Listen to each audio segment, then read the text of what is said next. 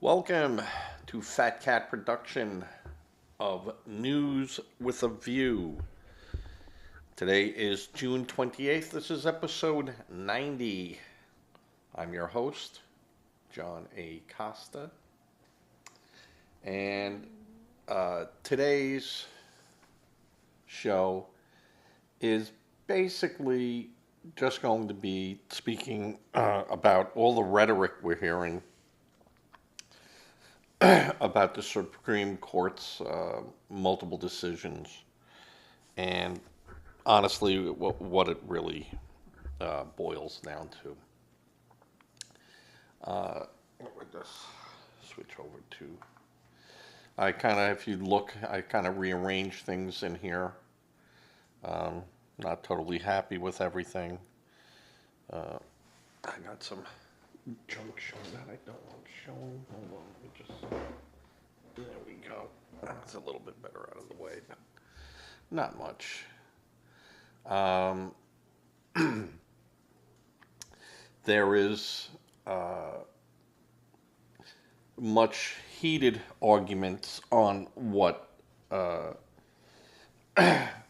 the meaning of the 14th Amendment to deal with birthrights, citizen birthrights, and how this decision will affect it. It really doesn't affect it at all. The question of birthrights is still out there and still needs to be answered by the Supreme Court. And if the Supreme Court doesn't, then you've got to remember, they don't have to address it. And all that means is it stays as everyone says it does. If no one says otherwise, the president, again, can do, he can say, well, you say it means that, I say it means this. Supreme Court hasn't said either way which party's right, so for now, I'm right. Now, he can do that. I would say that that would not be advisable. But, I'm not advising him. So I think the basically, and I've had people ask me, what are my thoughts? My thoughts are that the birthrights go back down to the original intent of the 14th Amendment, and that was to correct problems with the 13th Amendment and the issue of slavery. Okay, you freed them, now what? Are they citizens? And this was the big debate. And since a majority of the slaves were here already, but the children of slaves, the idea was that the 14th Amendment birthright, if you were born here, you got it, but that was to address slavery and nothing else. That didn't mean you got your big toe over here and you automatically became a citizen.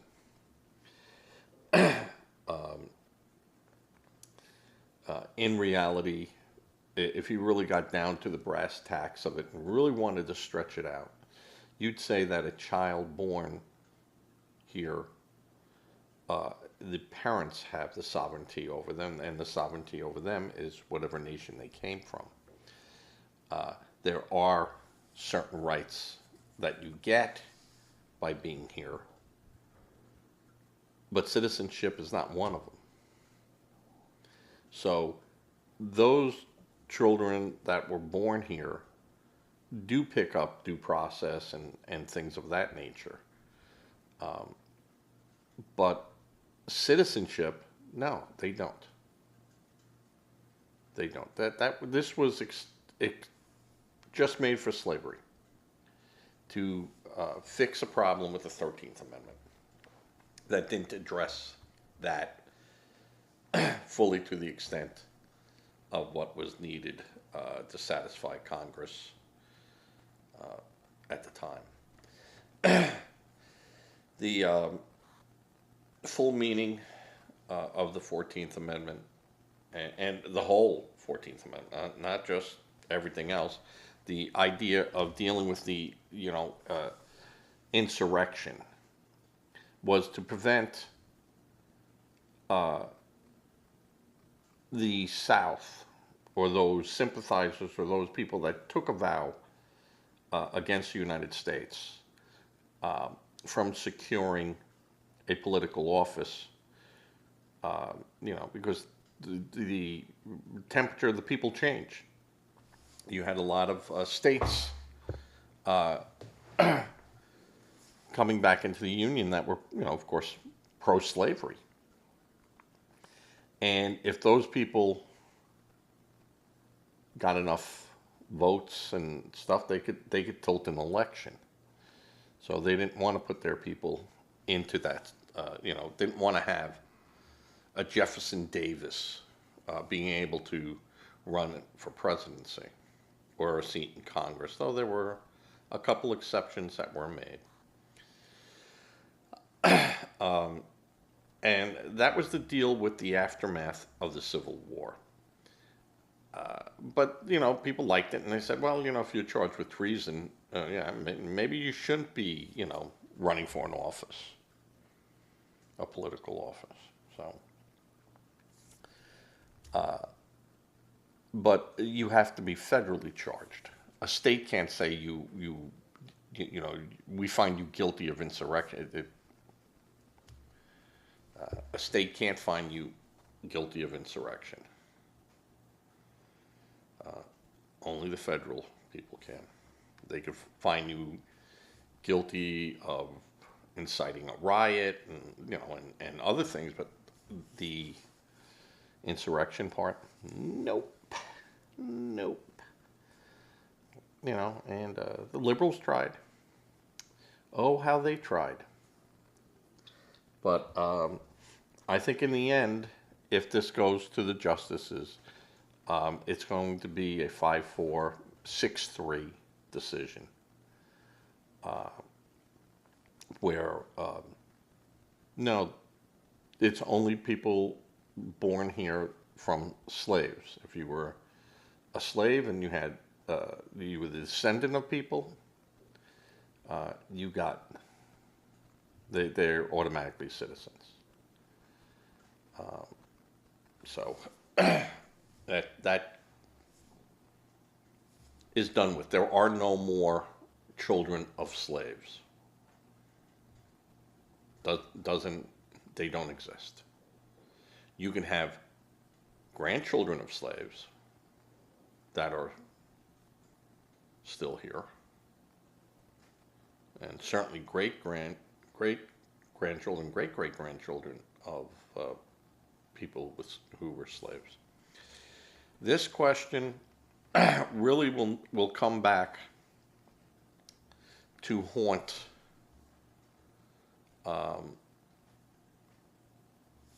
the courts. If the Supreme Court says, no, being born here doesn't give you citizenship. Because you had a lot of people that didn't come over documented and never became citizens. Yet their children had children and have children and have children. Where do you draw the line? How do you prove? Let's just say, and again, I'm going to use the Italians. There were Italians that came over, documented, and that was it. They just went into society, and that was it. They never became citizens. The children were born here. Many served in World War II, and many served in Korea. And many of these children served in Vietnam. But that would not, under their idea, they wouldn't be citizens. So how do you prove back? How far do you have to go back to prove? So this is a major political football. And how do you remedy that? How do you fix that? How do you say and give a date on when they did become citizens or when they don't have to prove their citizenship? There's just so many. I'm going to take this off because I keep hitting it. There are just so many variables in it, and no one has an answer. And it's to me it's an annoying, inconvenience. But I want to know, and a lot of people want to know. And they are rounding up people that have been here 40 years with no, they're not citizens. They might have served in the military. They might have, they paid their taxes. They had government jobs, whatever. And, if they just happen to be in the wrong spot at the wrong time, and you have a name that, is ethnically on there, that seems okay. George Smith, we're not going to ask. Mr. McGregor, we're not going to ask. Mr. Johnson, we're not going to ask.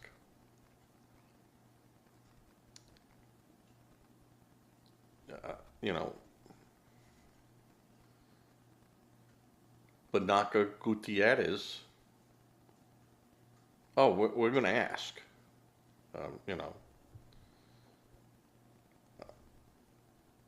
And again, it's arbitrary. It becomes arbitrary, and that's why we need a national identification. And this was created because politicians, and not just Democrats, not going to blame the Democrats on all this. A lot of Republicans had no problem with people coming in here. But now it has become an issue. And now the Supreme Court's involved. And I can see Congress voting for a national ID law. And it could get extremely interesting on how that's going to work. And again, I'm not saying that it's a bad thing. I'm just saying that it is a question that needs an answer. That begs for an answer. What is your end game with this? So, and I think if the media really wanted to do their job, they kept pressing that point. Okay, great. You win. You win. You have birthright. You have the right to say who gets birthrights here. Okay, you win.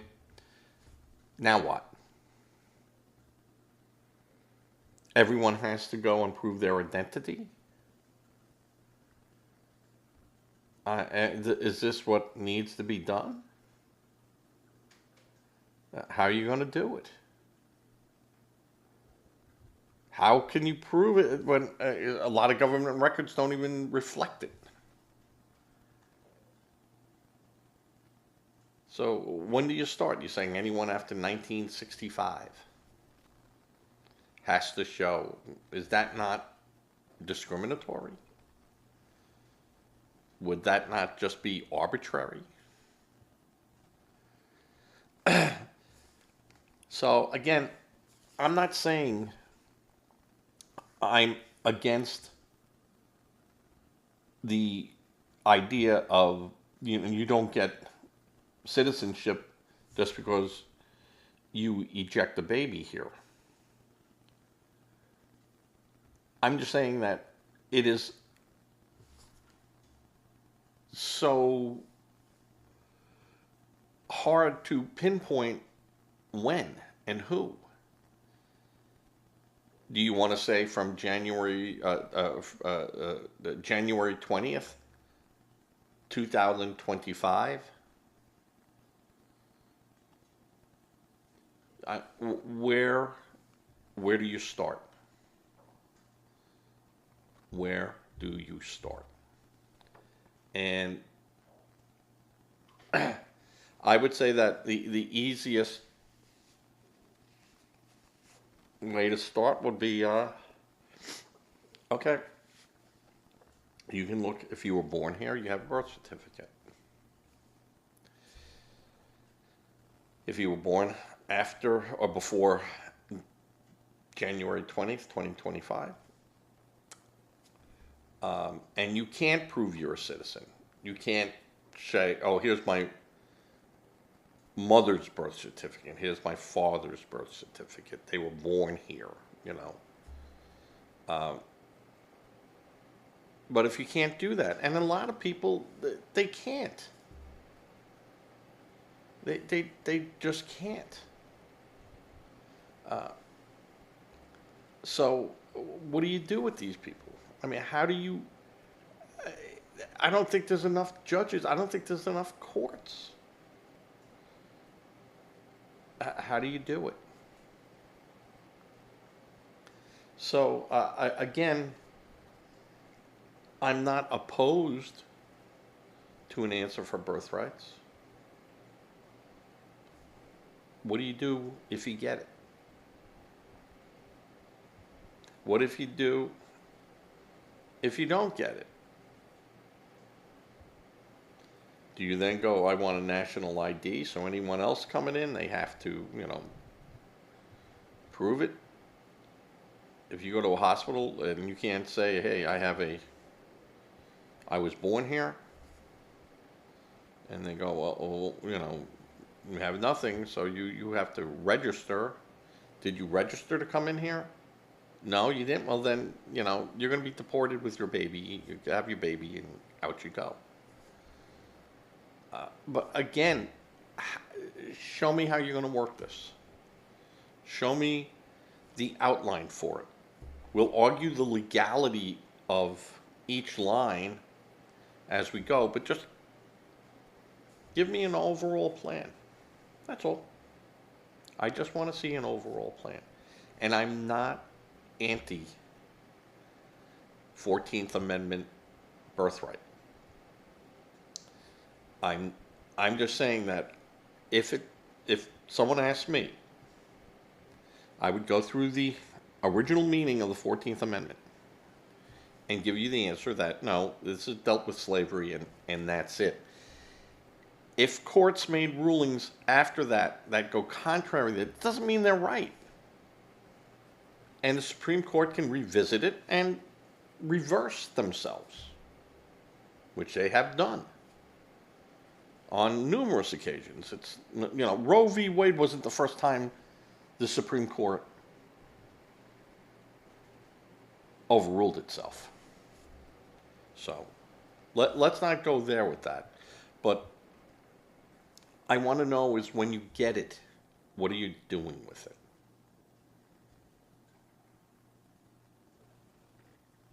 And the administration can argue the fact that, well, it doesn't matter. If we get it, then we'll decide.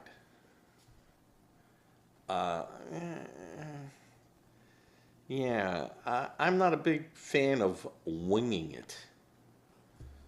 Yeah, I'd like to know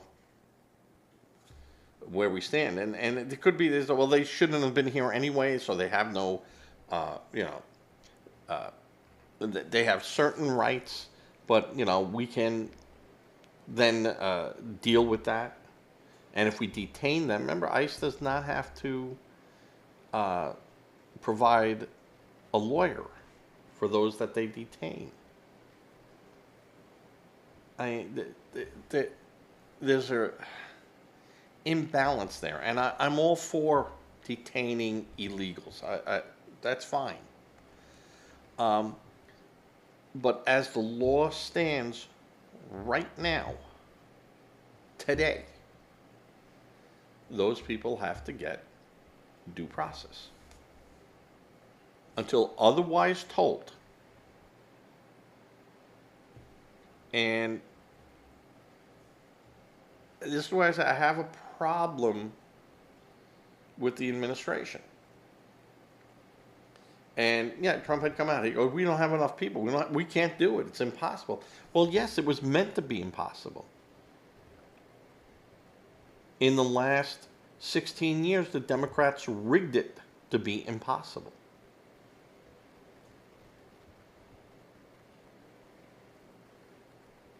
And, now Trump is trying to untangle spaghetti that's been cooked already and not break it. I don't know.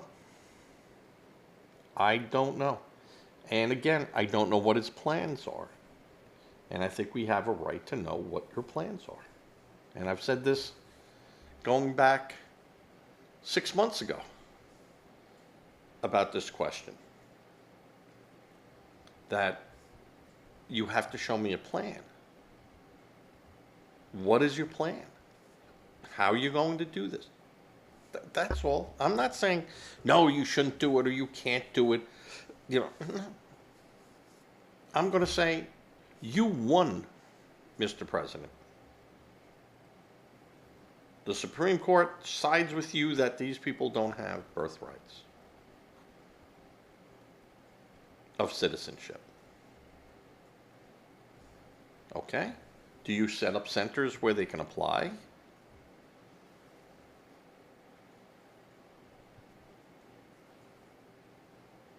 Do you ask Congress to make a special law for this, that if in the next 12 months they come here and they fill out paperwork and we do criminal checks on them, and if all the boxes are checked and everything matches it, they raise their hands and become citizens? And that's a plan. And then in that plan, what do you do with the people that have a misdemeanor speeding ticket?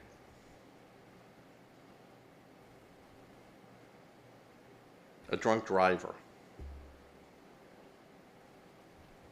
Someone stopped for marijuana. Someone, domestic violence.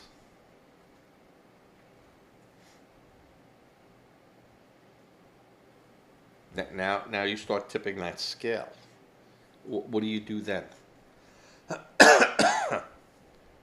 What do you do if they were charged but they haven't gone to trial yet?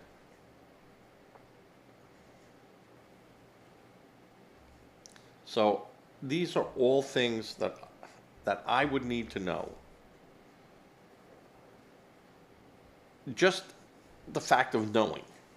It has nothing to do on whether or not they have birthrights or not.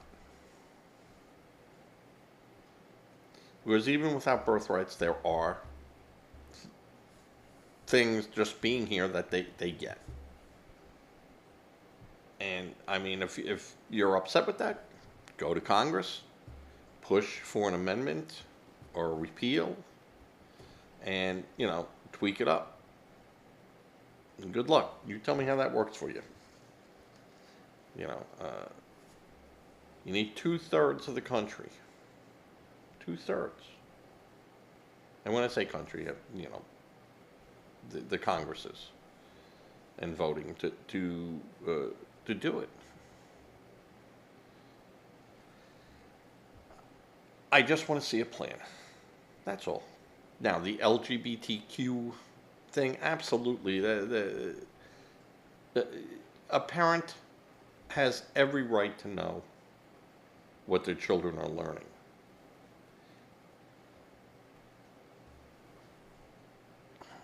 They shouldn't be teaching them these things in school at an early age. You want to teach that in 12th grade ethics, or, and it's not even ethics, it's,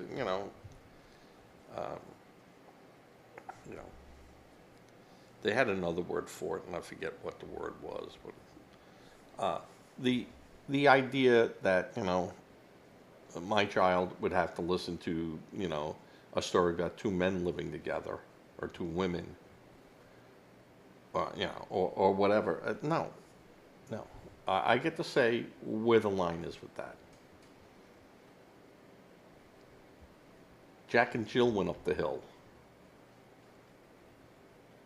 not Jack and Bill. But I have a right to say in the moral area what my child learns. And that is morality. And you could say, well, isn't it moral that two people that can love one another? Yes, it is. But I get the right as a parent to say what that is, not you, not you. And that goes back even further.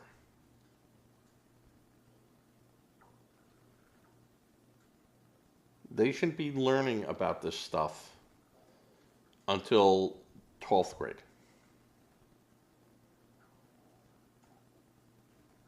And then when they turn 18, or if they're 18 and they want to learn more about this, it's a big world out there.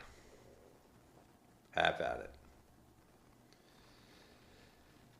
But you see the decline in our schools, the idea that, and you see it online all the time, they teach our children fake history.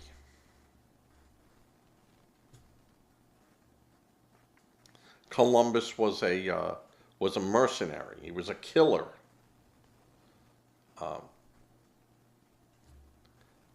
Yeah, well, that's what they did back in 1492. You think those countries just walked in and said, well, hey, you want to be part of Portugal? You want to be part of Spain? You want to be part of Great Britain? No, they came in and they took it over. That's the way it was done.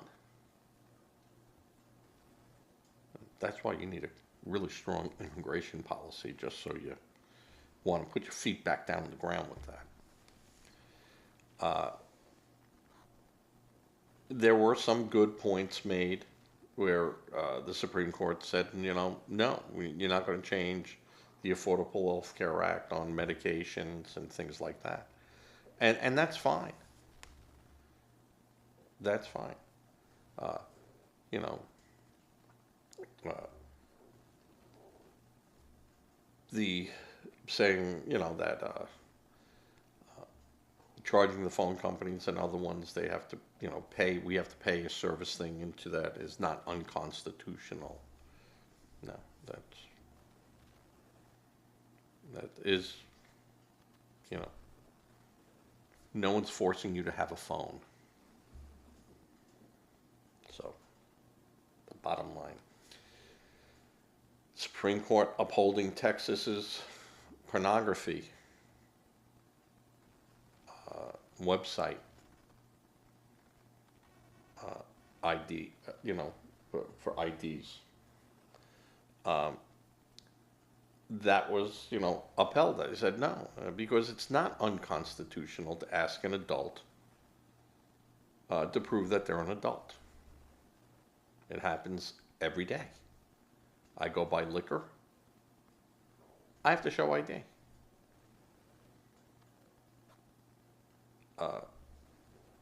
It sounds crazy, but the stores do it because they don't want to be discriminatory. They didn't want to say, well, how come you asked? Well, look at him. He's 900 years old. It's Methuselah. Well, that's not right. Well, so you know what? Fine. We ask everyone. There you go. I go buy a lotto ticket in some place. I got to show an ID. So, it is wrong to say that it is wrong to say that you know you know that's unconstitutional, because it is constitutionally allowed to ask you to prove who you are and your age. Not a big deal. And if you show it, you're in. My big problem with that whole thing is, what do they do with that information? Not that you going to those sites aren't logged somewhere anywhere and they know exactly what you're doing and exactly what you're looking at. But now I'm giving someone the okay to do that. I don't know. But I'm not forced to look at pornography. So if I want to do that, if I want to buy a bottle of liquor, I got to show an ID. There you go. It's not even a balancing act. So the Supreme Court did get a lot of things right. And I think what the Supreme Court has ruled on has been correct. I think it's a huge win for a president,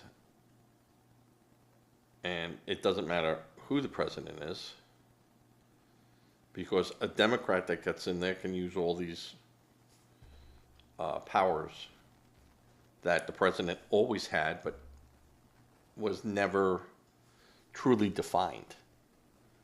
And that's what President Trump has done. Hasn't changed anything. He defined. Huge difference.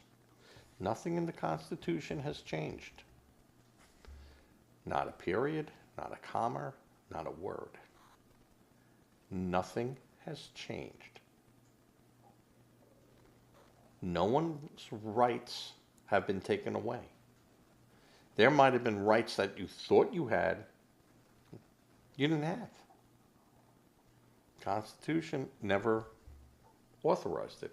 Congress never made it an amendment. Now, like I said, you have the 9th Amendment, which takes into things that hasn't been. That just means you could put it forward to the Supreme Court and do it, and you can make amendments, and you can make new amendments, and you could reverse amendments, and you could amend amendments. That's all that means. So they're just, there are certain things, but when the words collide, meaning that each side says the same word, but both those sides have different meanings for that word, then it must go up the steps for an answer. And my big problem is that where, at the Supreme Court it ends. That's it. Once the Supreme Court rules, basically that is it, unless they choose to revisit it. After that, you lost. Donald Trump, you lost. Donald Trump, you won. That's it. And it's not Donald Trump who wins it or Joe Biden who wins it. It's the administration, and then going forward, the next administration. That doesn't go away. And I see a lot of people screaming, well, now that when the Democrats get in, they can, go after the Second Amendment, just like Trump went after the 14th Amendment. I'd say that's a little different. You try, it's not going to go anywhere. Because it clearly says you're allowed to own a gun. Now, they could turn around and go, well, at the time of the writing, it was a musket. So you can own a musket. But I think there's enough common sense to say that we're not the Amish that live, the clock stops here and it never goes forward. So, does that mean you can own a tank? Which, by the way, so you could own a tank. So it becomes very broad, and you do want to know where the guardrails are on that road. And they've made laws, they passed laws, they allowed states to make laws, but those states became so restrictive that it collided with the words of the Constitution. And then the argument ensued.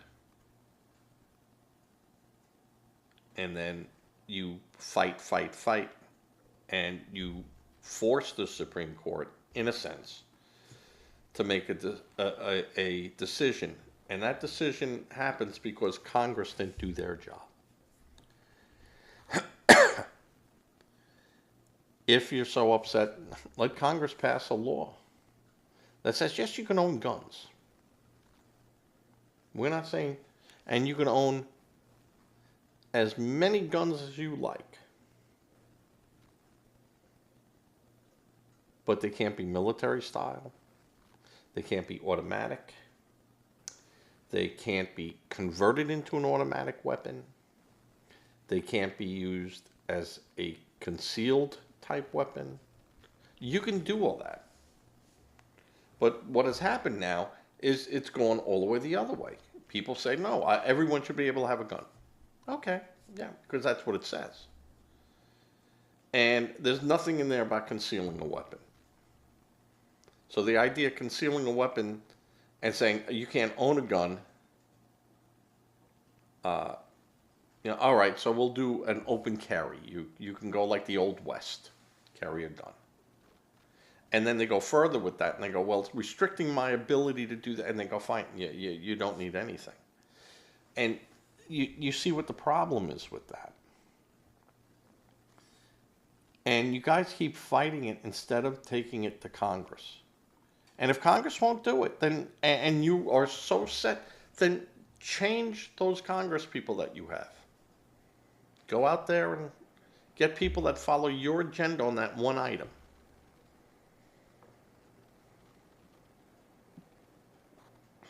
Because that's what you're going to have to do.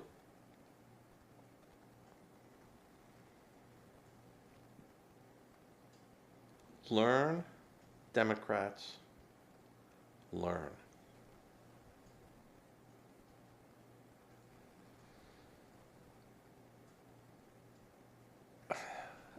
You want the prime example?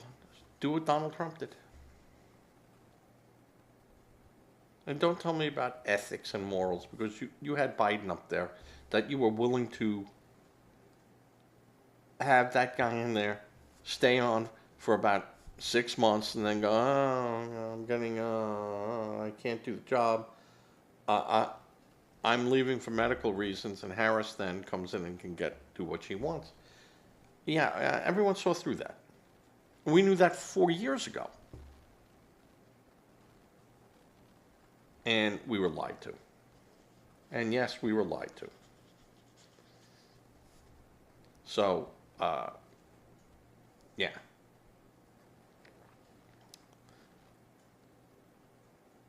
Democrats, I keep telling you, you must get on board with Donald Trump. And I said how easy it would be. How easy it would be for the leaders of the true leaders in the Democratic Party, to go to Donald Trump and ask for a sit down and go, we know there's waste in government. We know that there's a gun problem. We know that there's a medical problem. We know that these problems exist.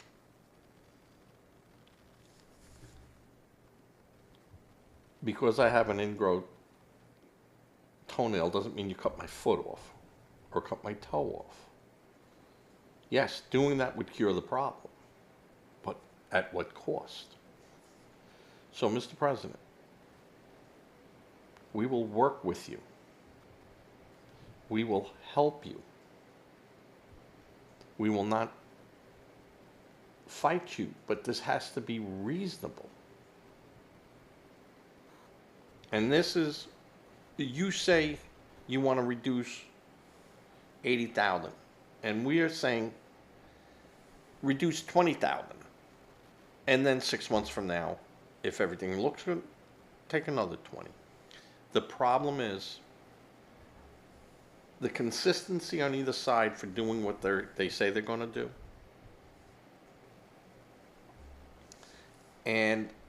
But it can be done. And if they went to a Trump and presented that,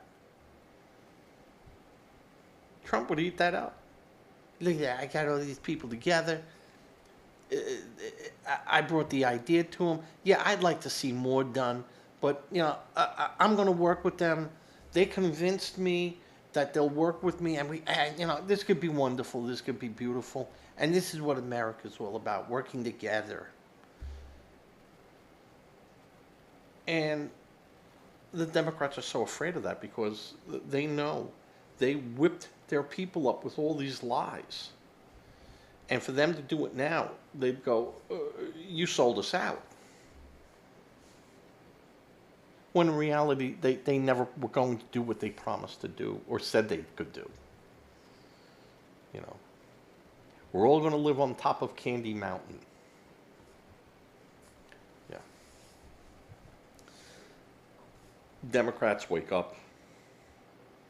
Tell your leaders to work with Donald Trump.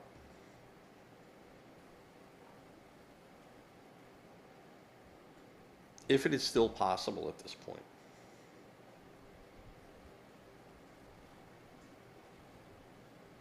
But the Democrats' hatred to Trump and hatred against the GOP and the GOP's hatred of the Democrats. You'd have a lot of Republicans going, wow. Well, we had the Democrats. You had your foot on their throat, and you let them up. You told us you're gonna scorch earth everyone. So believe me, the Republicans would be sitting there just as whoa, you're not doing that. I told my people back home I was going to wipe that all out with Donald Trump, and all of a sudden you're going to go, well, we're going to keep it in place. We're going to do this. We're going to do that. How do you think that's going to make me look? So this wouldn't be a cakewalk. This would be doing the right thing and going, yes. We had a ship that could go 40 miles an hour on the ocean and, boom, boom, boom. But because of that, we decided not to move out of the way of an iceberg. And we hit it and sank.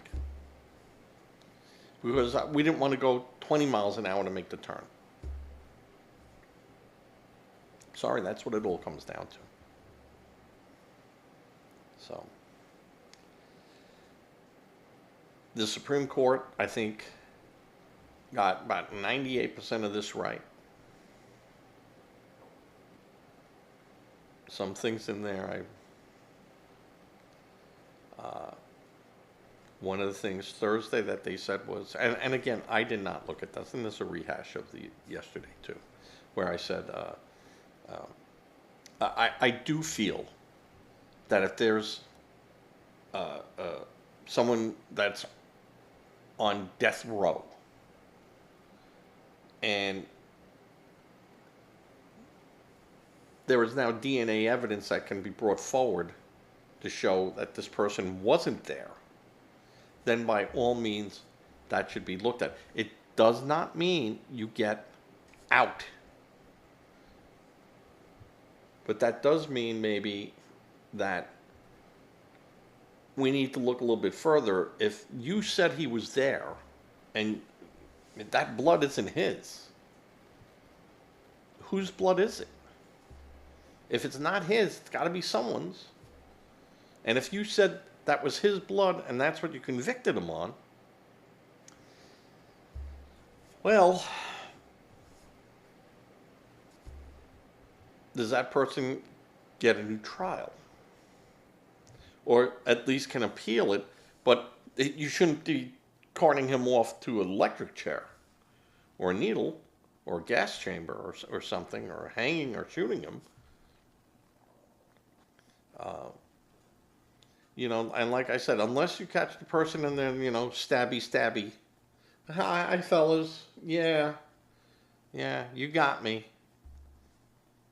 I'm okay with that. I'm okay with that guilty verdict and sentencing. But when people can't prove that I was there, or that person was there, or that person did it and stuff, as heinous of crimes as that can be, he got him locked up, so he's not going to cause a problem anymore in society. It might cause a problem in prison, but in society, no. So the threat is now gone. And if you can prove that, hey, okay, listen, I was there, but I didn't do it. And you said I did it, but I was there. All right, give him, you got life. It doesn't matter, but you're off death row. And, that's fine. If there's testing that can be done, yes. Not just say, well, hey, that was a trial and that's it, And, not everyone, not everyone would get that benefit of the doubt either, because if there was 6 people to say, yeah, he was there. I saw him there, he did it, and that's different. I mean, again, it's not circumstantial evidence. So, I thought that was a decent ruling, but would have to be looked at a little bit differently in each case. But in that person's particular case, the courts agreed that he had a right, that he could do that, and we're going to hold off the execution. So, some good rulings. I'm looking here to see how long I've been talking, because I did not want to make this a long one. And like I said, I had no script here. I'm kind of looking over here to see if there's anything new in the news. I mean, you have Justice Brown, who, has gone batshit crazy that the Supreme Court ruled the way they did. And she's very upset. So, and let's see what else we have here. And not much. SCOTUS hands win to parents in LGBTQ plus curriculum. All right. Appeals court upends order blocking Trump. Doge takeover of Institutes of Peace. I don't know what any of that means.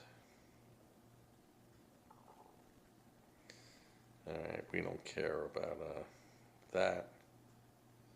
We don't care about that.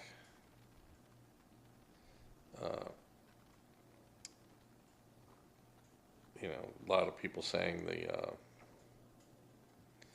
Iran attack, didn't destroy yet. The American attack on their,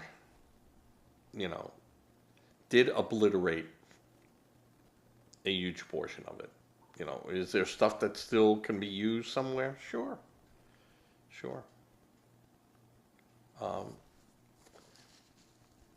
Iran asking to go back to the table and boom, boom, kind of tells you the fact that, they got hurt pretty bad. They took a lot of punishment. Let's see. Multiple arrests after violent mob attacks Portland ICE facility with fireworks and knives. Well, there you go. They should all be arrested. Uh,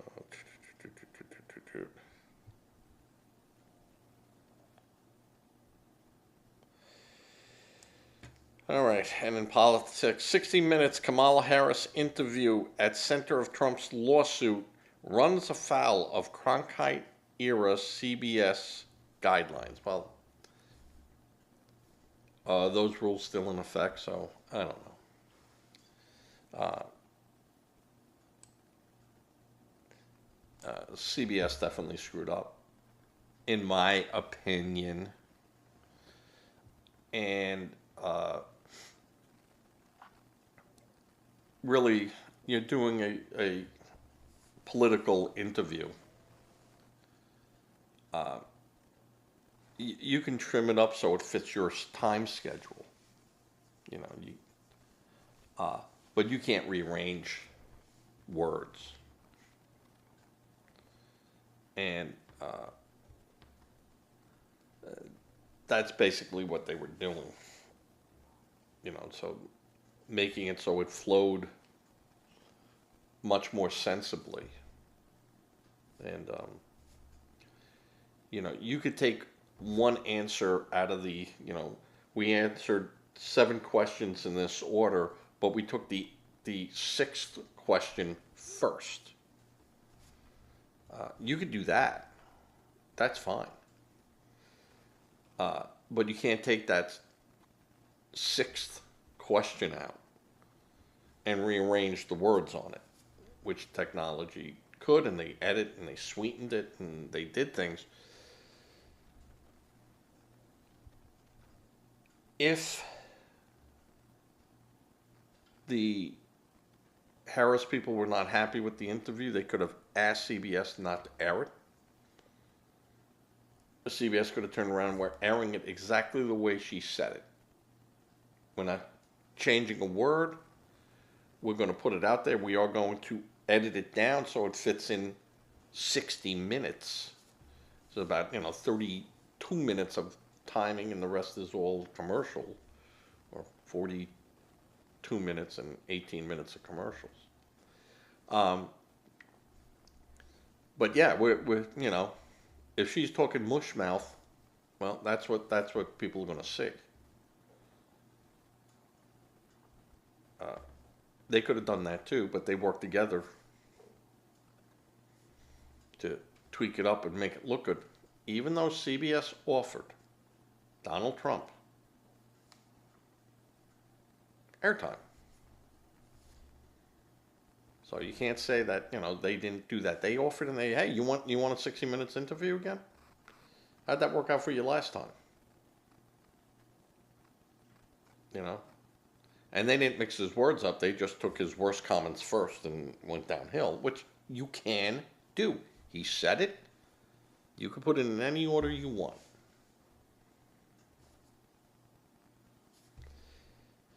We asked Donald Trump 7 questions. We got 7 answers. It isn't like we asked Donald Trump 7 questions and we're going to give you 3 of his answers. No. He asked him 7. I want to hear 7.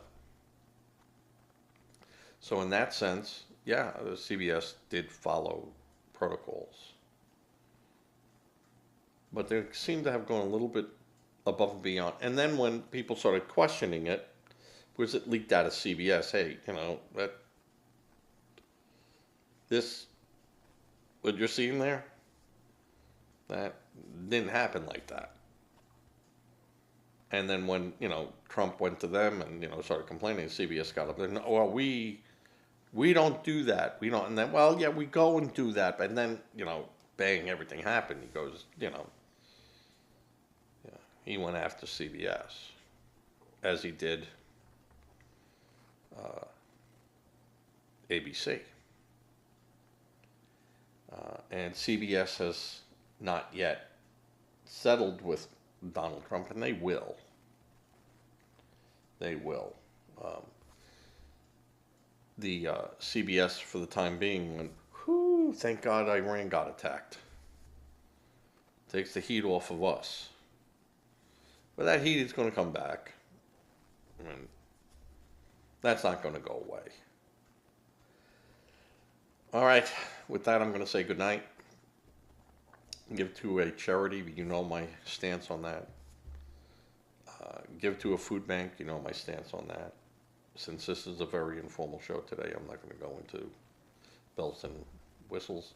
Congratulations, Chris, graduating high school. Uh, Danielle, Paul, Rowan, Cannoli, hello. And with that, I'm going to say good night as I fade to black.